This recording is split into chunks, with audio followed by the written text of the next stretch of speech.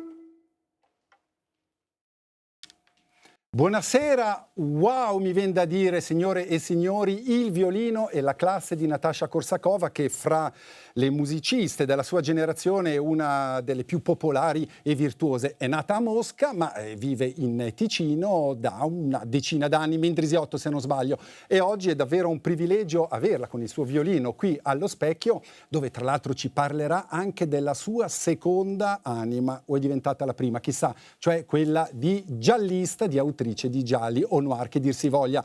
Natasha, buonasera e benvenuta. Buonasera, grazie mille dell'invito. È stato davvero un privilegio poterla accogliere in una condizione quasi impossibile per una violinista che di solito suona in piedi. Invece per il programma lei ha accettato questa sfida di suonare seduta. Ma cosa cambia in fondo suonare in piedi o seduta? Non è quasi impossibile, forse un pochettino esagerato, ma queste sono nuove esperienze che uno fa volentieri. Io le faccio volentieri. Ho suonato con giacca, che non faccio mai, ho suonato seduta, che anche tranne musica da camera, quartetto, trio, quintetto, queste naturalmente si sono sedute. Non lo so, secondo me è una questione di abitudine, c'è più libertà in qualche modo per esprimere, per la mano destra, per qua è un pochettino limitato, comunque si può suonare anche seduta. Che cosa ci ha portato? Quale partitura? Quale brano? Allora, il brano è stato di Kreisler, Preludium en Allegro, in stile di Pugnani. Sì, ecco. Con un violino, adesso siamo molto curiosi di capire quale violino è, con questo suono così caldo e vibrante. Sì, questo è in effetti un violino che adoro assolutamente. Questo è un Jean-Baptiste Vuillaume, 1870, nato a Parigi, ed è la imitazione del più famoso Stradivari del mondo, Messia. Il Messia. Quindi questo è anche Vuillaume Messia, e anche il nome naturalmente già. E i violini che sono assicurati con tanti soldi ci sono anche nei suoi romanzi, e ci arriveremo. Io non so se il primo amore si ricorda oppure no, però il primo violino lei se lo ricorda? Piccolino, era un ottavo del violino, si chiama. Io ho cominciato a suonare a 5 anni, quindi naturalmente era un violinetto così. Non so dove è stato fatto chi, ma il mio nonno, che è stato mio primo insegnante, mi ha regalato questo violino e sì, un pochettino me lo ricordo. Lei ha citato il nonno, lei appartiene a una generazione di violinisti, però alle sue spalle ci sono altre generazioni di violinisti. Sì. Allora, la quinta generazione come violinista da parte di padre, la madre Jolanta Miroshnikova, che è una bravissima pianista, e da parte di madre lei terza generazione. E poi dobbiamo evocare anche l'autore del Volo del Calabrone, che è un brano famosissimo, Nikolai Korsakova, era un suo antenato che ha scritto questo brano famosissimo fino all'Ottocento. Allora, mi viene da chiederle, ma la sua scelta del violino è stata una scelta in libertà o ha sentito il peso di questa tradizione? Il peso forse un po' di litigi in famiglia, diciamo, stato. Io ero naturalmente piccola, a 3 anni ho suonato pianoforte e poi direi adesso vedendo così sono innamorata di violino, quindi per fortuna si può dire cambiato 5 anni con violino, ma era diciamo per me previsto di diventare musicista. Non credo se avessi voluto fare qualcos'altro che i miei genitori avrebbero detto assolutamente no, questo non credo, però il problema non c'era. Il problema di litigi, come ho detto prima, è stata cosa dovrei suonare. Mio padre era un violinista fantastico, purtroppo morto molto giovane. Nel 91. Nel 91. Un grande violinista. Un grandissimo Suonava violinista, sì, che oggi si trova ancora tante registrazioni sue. Lui voleva che suonassi pianoforte. E mia mamma voleva il violino. Esatto, lei voleva il violino. Sì, sì. Noi per scherzo abbiamo detto forse lui voleva il pianoforte per non dover insegnare una piccola bambina. Per scherzo. Sì. Non lo so. Eppure lezioni dal papà ovviamente ci sono state, anche se il papà era sempre in tournée, in giro in Russia, vero? Giusto, in tutto il mondo. Ma veramente. che ricordi ha di quelle lezioni con il papà? Allora, prima non posso non menzionare mio nonno, che ha fatto forse il lavoro più difficile, almeno che, come lo vedo io, a insegnare davvero una bambina a 5 anni, cioè impostazione delle mani, dei bracci, di tutto. Mio padre ha cominciato a insegnarmi quando avevo già 12 anni, quindi qualcosa... Già un po' di maturità c'era. Maturità, sì, Un po' di maturità, perché lei era un enfant prodige. Si può dire. Così si dice, così ho letto, quindi... Sì. Ecco, quindi a 12 anni queste lezioni col papà, infatti. Sì, allora io posso dire spontaneo che mi viene in mente che non avevo tante lezioni, perché come ha menzionato, giusto che era sempre in tournée in tutto il mondo, ma comunque quelle lezioni che avevo erano più utili che tantissime sarebbero stati di qualcun altro. Mio padre era perfetto insegnante per me. Mi ricordo che era molto, si dice in tedesco streng, in italiano sarebbe tipo severo. Io tardi ho capito che quando lui diceva andava non male, ho capito che questo significava che andava super bene. Andava non male. Non male, non sì. male. Questo era proprio sì. un entusiasmo grande. E lei è autocritica con se stessa. Per esempio, adesso lei è partita, ha eseguito questo brano Sì. in maniera, ai nostri occhi, perfetti, ma lei con se stessa è autocritica, sa quando sta andando non male, cioè in modo perfetto. Sì, per me lo so, e naturalmente difficile sempre subito dopo concerto dire è andato molto bene o è andato non male o è andato male. Deve passare un po' di tempo, deve passare l'adrenalina, che avevo naturalmente anche adesso in studio un po' di adrenalina, e poi posso fare più, giudicare me stesso, ma sono molto autocritica, molto. Ma come si sceglie poi un repertorio? In base a quale stagione della vita si decide di affidarsi a un compositore piuttosto che a un altro? Sono stati sempre un po' tempi diversi. Io per esempio ho avuto un lungo periodo di Mozart, che veramente volevo suonare solamente Mozart, che non si può fare, chiaro, un compositore, anche se un dio musicale come Mozart, ma mi sentivo semplicemente molto vicino, nel senso musica molto solare, molto positiva, comunque anche c'è tanta tristezza dietro quando uno la cerca, così un mix veramente fantastico. Poi questo però sono passata a Rachmaninov.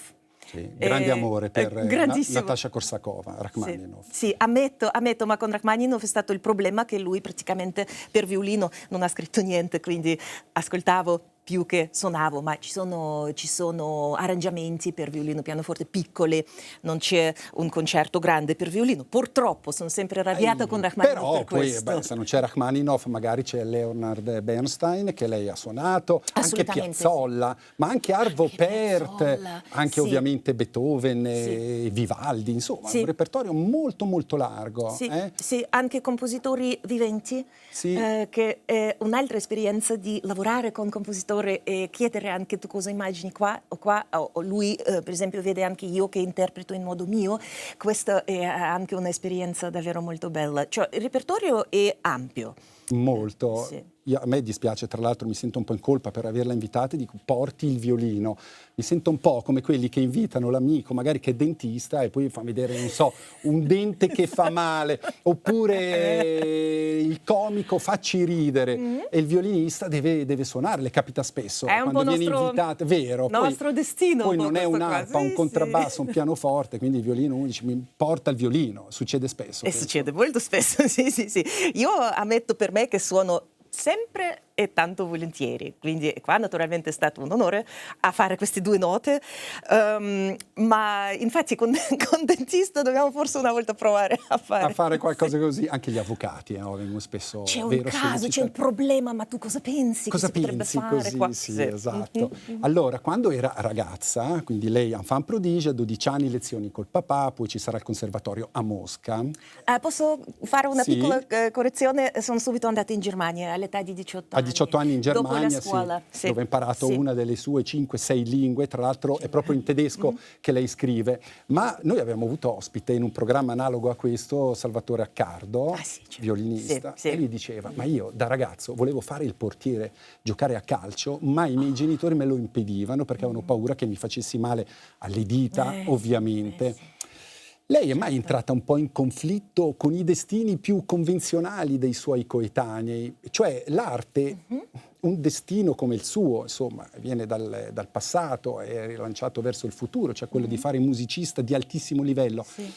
Le ha mai dato qualche problema durante l'adolescenza, quando magari voleva fare altre cose, impegnare il tempo libero, non so come, ecco. Anche di più, devo dire, perché io ero convinta all'età di 12 anni di smettere con violino e diventare pilota di Formula 1.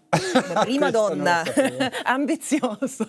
Sì. Ambizioso. Questo assolutamente. Io ai amici, compagni di scuola, ho detto guardate che sono rimasti, non so, diciamo 6-7 anni di scuola, io dopo lascio la musica, lascio il violino, faccio pilota o faccio anche rally, non lo so, qualcosa con le macchine. Un po' di adrenalinico. Molto. Molto Tutta la adrenalinico. stanza era piena di poster con rallisti di quei tempi lì. Io mi ricordo Michèle Mouton, per esempio, una donna fantastica con Audi, guidava, cioè, io volevo essere come lei, Ecco. non come qualche violinista che...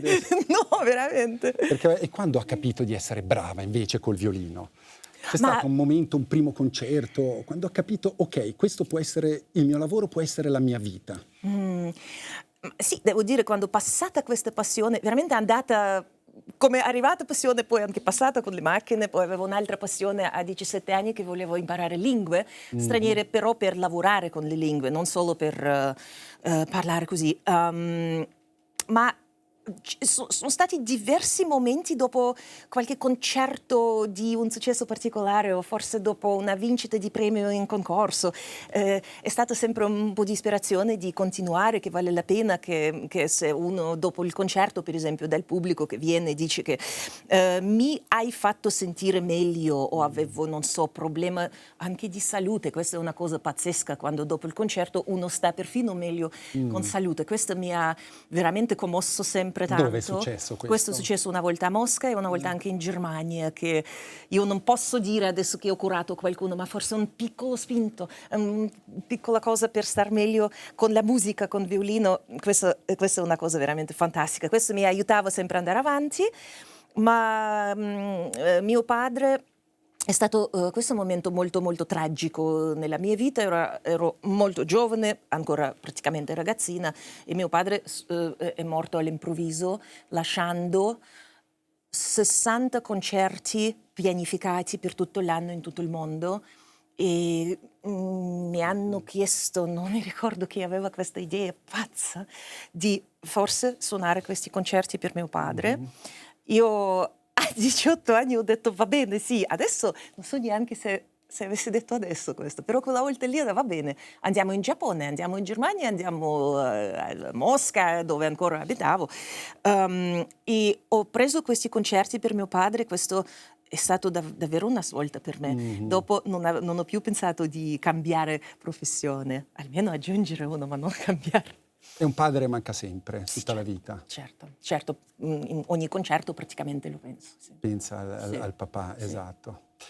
Poi è arrivata la scrittura, ovviamente. È arrivata la scrittura, Forse sì. non il rally, l'automobilismo che dà adrenalina, però nei suoi romanzi poi di adrenalina c'è quando si legge, ovviamente. Io lo spero, io lo spero. Per esempio, ho qui, adesso lo prendo dopo il violino, vediamo la sua altra anima, che è quella, per esempio, di scrittrice, di giallista. L'ultima nota di violino, e però è il primo caso del commissario Di Bernardo. Sì.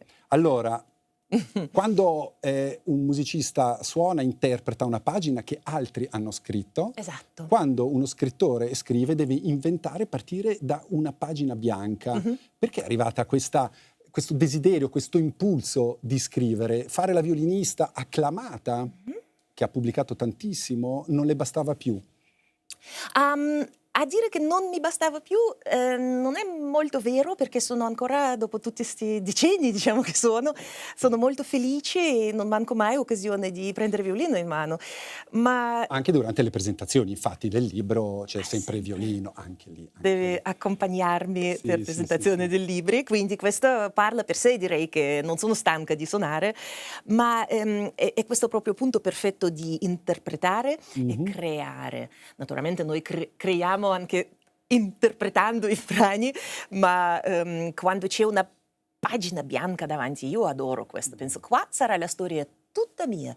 Va bene anche se la storia non è buona o la storia, questa, diciamo, visto che è pubblicato, forse abbastanza riuscita, che questo è un punto bellissimo di sapere, è la storia mia. Questo forse mi mancava un po', visto che non compongo Sì, giusto. i brani musicali. Faccio arrangiamenti di altri di nuovo, faccio una cadenza. Ci sono poi le indicazioni del compositore, ovviamente, in partitura, Assolutamente che sì, vanno che da rispettate. C'è il direttore di un concerto da camera, lei è specializzata in molto, anche da solista ovviamente, ma anche tanto i concerti da camera. Anche Infatti musica da camera. si sta in piedi più che seduti in una grande orchestra. E ci sono appunto le indicazioni di un direttore, di qualcuno che pilota. Lì invece c'è totale libertà, quello della scrittura. E questo è il bello. E questo è proprio molto molto bello. Io una cosa, questa ultima nota di violino, ovviamente un giallo violinistico. Certo. Giallo su 3 livelli temporali. E Sì, qua si parte da Cremona. Lei ha citato il Messia di Stradivari, ovviamente 1700. Il prologo di questo libro ci riporta a Cremona nel 1700, inizio 1700. Con Stradivari si conosce molto la sua opera, cioè da grande liutaio ha lasciato dei violini incredibili, forse meno della sua biografia, quindi c'è margine per inventare anche lì con Stradivari, vero? E questo è proprio molto divertente, perché si sa di lavori di Stradivari, si sa praticamente, violini sono catalogati tutti con anno, con anche nomi, ma dalla vita, com'era Stradivari privato, come persona, con suoi figli, di quali 2 erano anche ottimi liutai, qual è il rapporto di questo non si sa niente, e mi sono divertita a creare, diciamo, il mio Antonio Stradivari, ma non come liutaio ovviamente, ma come persona. Questo è stato un bel momento nella vita. L'esordio, poi 2018 a München, a Monaco, è uscito il libro, poi per PM nel 2021, edizione in italiano. Scrivere in tedesco deve essere molto comunque complicato, perché la sua madrelingua è il russo, però il tedesco poi segue, e complimenti per il suo italiano, è veramente incredibile, ma scrivere in italiano no. Non ci pensa, le viene il tedesco. Io non posso fare così tanti problemi al mio editor.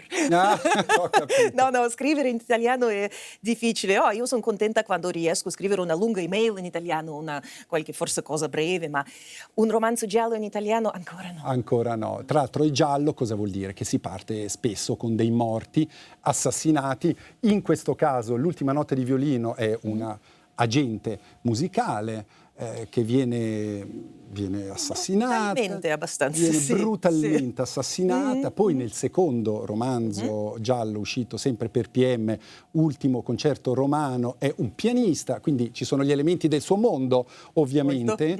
E si raccontano anche pagine scure, no? di questo mondo della musica, che noi pensiamo sempre essere molto solare ed esprimere il meglio dell'umanità, cioè le grandi opere d'arte. C'è violenza nel suo mondo? Perché lei ha deciso di pescare all'interno del suo orizzonte professionale le pagine scure? Sì, allora diciamo subito con buona notizia, noi non ci uccidiamo. Anche se Questo. per un'assicurazione di un violino uno potrebbe essere tentato di...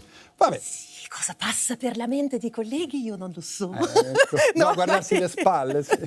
No, ma direi che naturalmente il mondo molto bello, ma non è da dimenticare, anche a me viene detto spesso, sei così fortunata perché sul palcoscenico ed in effetti è stupendo, c'è musica, c'è pubblico grato, diciamo, da grande parte, ma non è da dimenticare come in ogni settore, penso, quasi ogni settore, c'è anche cosa dietro il palcoscenico. Questo è affascinante, questo non è molto conosciuto, è giallo, ma veramente giallo senza morti, ci sono un paio, ma No, infatti. veramente dovrebbe essere su carta, ok? Come detto, io sono pacifica, molto pacifica, però con su carta non sono più così. Insomma, sì. No. E poi tanto ruota attorno agli strumenti, Sì, per esempio, al sì. mondo della musica, e c'è la figura del commissario, Quello è necessario. Dioniso Di Bernardo. Di Di Bernardo. sì. Allora, proviene da Lecce, ama le cravatte, Sì. ha capito dove voglio arrivare, cioè gli sembra già... Io ho capito, mi domando se dobbiamo tenere questo mistero chissà, o lasciamo. No, possiamo anche dichiararlo, nel senso che un padre adottivo, non so se poterlo definire così, ma Antonio Caprarica, giornalista. È padre adottivo, ma Possiamo padre. definirlo Sì, così. sì. Da tanti anni, quindi sì. Cioè Di Bernardo, il commissario, è un po' ritagliato ispirandosi sempre alle figure che sono vicine Sì. a Natasha. Penso che non sono unica autrice che fa così o che si lascia ispirare a persone vicine. E Dionisio Di Bernardo per me è un eroe che risolve naturalmente tutti i casi, questo sì. E anche mio padre adottivo è un eroe in vita mia, quindi questa Certo. è una cosa che che connette due personaggi e una persona vivente. Certo, Chiaro? poi il caso ci porta qui, Natasha, a essere qui oggi perché Antonio Caprarica, celebre giornalista che vive a Lugano, Sì. ha incontrato Jolanta Miroshnikova, sua madre. Posso capire dove, come è avvenuto questo incontro? Allora, la cosa ancora più bella è che la primissima volta ci siamo incontrati tutti e tre. Ah, Sì, sì, è stato proprio durante il concerto in ambasciata italiana a Mosca. Perché io, nonostante che vivevo in Germania già in quel periodo lì, tornavo ogni tanto per fare un concerto o due e quindi uno di questi inviti concerto è stato in ambasciata italiana con mia mamma che mi accompagnava sul pianoforte, quindi lì diciamo è successo. È successo questo incontro. Tra l'altro poi per violinisti, suo marito anche è un Esatto. gran virtuoso del violino, Manrico Padovani. Esatto, sì. No, Sì. marito, no, forse Compagno. Compagno, ecco. Sì, diciamo sì. Non è mai arrivato al matrimonio, perché ai matrimoni dei musicisti chi suona? Poi io penso che sarebbe teoricamente tutti e due. Quindi è possibile, voi condividete delle pubblicazioni, Tabula Rasa per esempio è un disco che avete Giusto, sì, il nostro disco di quale siamo molto orgogliosi, con 4 concerti per 2 violini e orchestra. Condividete il palcoscenico, condividete il tetto della casa, quindi si può vivere e lavorare insieme. Allora, a questo punto di lavorare insieme penso che è la migliore cosa, perché vengo spesso, tutti e due ci chiedono ma come, chi suona meglio tra voi? È una domanda che vi fanno spesso. Sì, o come va con 2 violinisti insieme, ma c'è gelosia, c'è invidie e peggio ancora. A noi invece di, diciamo, essere invidiosi, lui a me, io a lui, ci siamo messi a suonare insieme. Ma c'è un modo maschile e un modo femminile di interpretare quello strumento, il violino, e di interpretare in generale la musica? Sì e no, dipende un po' dalle persone. Ci sono donne che suonano, diciamo, quasi in modo maschile, ci sono uomini che sono molto, a questo punto potrei dire anche romantici, come un po' modo femminile, non lo so. Noi, un bellissimo esempio, come mi pare, un compositore svizzero, Thomas Fortmann, ha scritto un brano dedicandolo a noi, Manrico ed io, e l'ho chiamato Con pepe e zucchero. e noi dobbiamo decidere chi è pepe e chi è zucchero. Sì, sì. Beh, ma adesso ci saranno altri progetti insieme? State lavorando qualcosa con Manrico Padovani? Sì, noi stiamo preparando adesso un concerto ad Atene, dove andiamo a fare tanta musica da camera, quindi abbiamo già preprovato un po'. Allora, i registrazioni discografici non sono previsti in questo momento perché piuttosto Manrico fa suoi dischi, io faccio piuttosto libri, ma abbiamo pianificato diversi concerti in Svizzera e in Italia per l'anno prossimo, sì. Natasha, il pianista, il musicista, il violinista, è sempre e spesso in tournée, ovviamente. Allora io volevo arrivare a un fatto che purtroppo è tragico, che riguarda l'Europa. Chissà se Natasha Korsakova, col cognome che ha, quindi origini russe, sì, però tra l'altro forse c'è anche uno zio ucraino che atmosfera respira attorno al suo cognome russo, cioè sente che c'è ostracismo in questo periodo dove si registra un po' di avversione nei confronti dei russi che vengono considerati gli aggressori in Ucraina. È un tema molto delicato, io non so come lei vive il conflitto russo-ucraino. Io lo vivo piuttosto come donna, cioè, russa. È vero che radici, abbiamo parlato di mio padre, di mio nonno, le radici sono lì, ma non è da dimenticare che da ragazzina sono andata in Germania e sono rimasta lì. Naturalmente questa parte della vita importantissima che ho trascorso in Germania, sono adesso casa mia Svizzera da più di 10 anni, questo è anche cosa che dà tanta Einfluss, Sì. già si vede che le parole tedesche vengono prima per proprio. me, sì, no. Ma sì, io in Russia l'ultima volta sono stata nel 98. Quasi ogni persona con chi parlo dice che è stata dopo di me, quindi veramente sono passati tanti anni. Comunque non posso dire che sono ancora, dopo tempo passato dal febbraio del 2022, sono ancora scioccata, sono ancora incredula e condanno fortemente questa invasione, e veramente io speravo con tutto il cuore che finisce prima. Adesso non so che dire, è terribile perché soffrono. Infatti soffre la gente in Ucraina in prima linea, ma probabilmente anche in Russia. Sì. E che ne pensa di quelle limitazioni? Non voglio entrare in questioni geopolitiche, però ci sono delle limitazioni finanziarie, per esempio, nei confronti dei russi, anche sportive e anche culturali. L'Università di Milano ha proibito un corso perché veniva trattato Dostoevskij, per esempio, ecco, a proposito di letteratura. Ecco, che ne pensa? Allora, questo, diciamo, Dostoevskij, Tchaikovsky, Rachmaninov, questo non c'entra assolutamente niente, quindi trovo, posso dire, ridicolo e assurdo a fare questo. Un pochettino diverso, penso, se un musicista o una persona di sport, letteratura, si mette chiaramente a parte del governo russo pro-guerra. A fare propaganda o sì. Ho tanti problemi con questo. Io però cerco di non giudicare altre persone da sopra, perché non sono in posizione di fare questo. Mi dispiace per sport, gente olimpica, che comunque la carriera è limitata. Non è che si può fare, non so, la corsa fino a 60 anni, no? Cioè, la carriera finisce prima e adesso passano anni e anni, non si può andare, non si può partecipare. Questo naturalmente è un... Certo.